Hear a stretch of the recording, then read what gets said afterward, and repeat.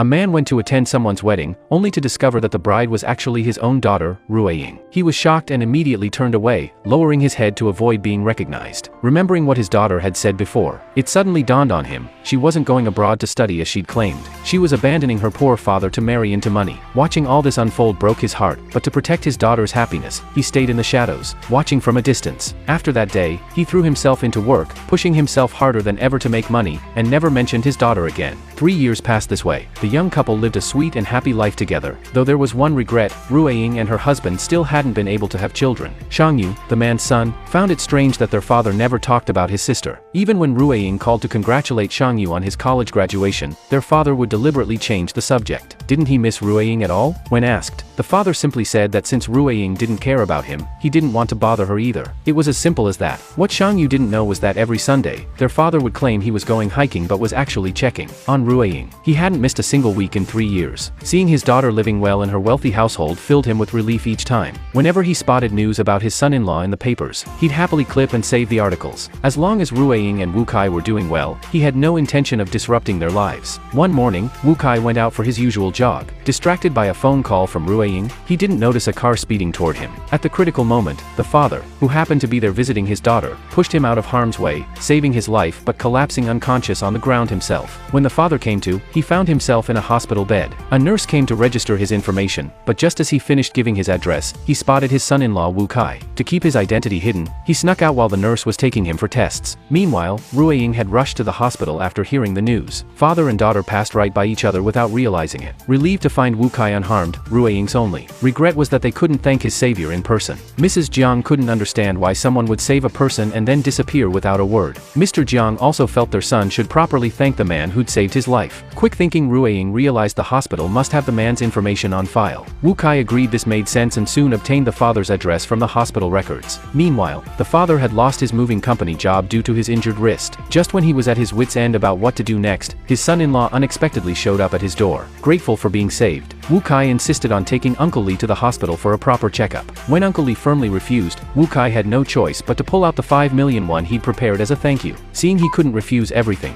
Uncle Li finally agreed to accept just 100,000 won for medical expenses. Wu Kai was surprised the old man wanted so little. Since Uncle Li was so insistent, he handed over the 100,000 won along with his business card. Before leaving, Wu Kai wanted to know Uncle Li's name. Terrified that Wu Kai might mention him to his daughter Rueying, Uncle Li gave him his friend's name instead, Lu Wanhao. His friend found it strange that Uncle Li wouldn't use his real name. Uncle Li could only explain that he had bad credit and didn't want to embarrass himself. On his way back, it suddenly hit Wu Kai. Uncle Li had mentioned the 100,000 won was 2 days' worth of day labor wages. This meant Uncle Li didn't have